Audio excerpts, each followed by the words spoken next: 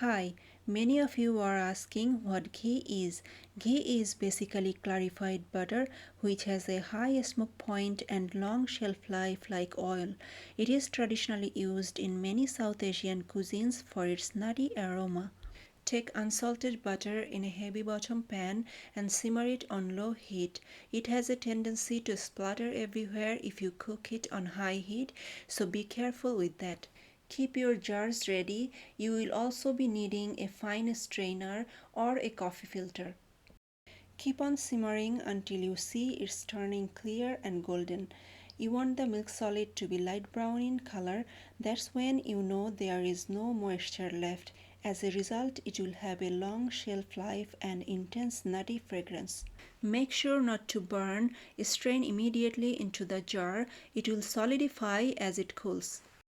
Store at room temperature for about 6 months or refrigerate for up to a year. Hope you like it and thanks for watching.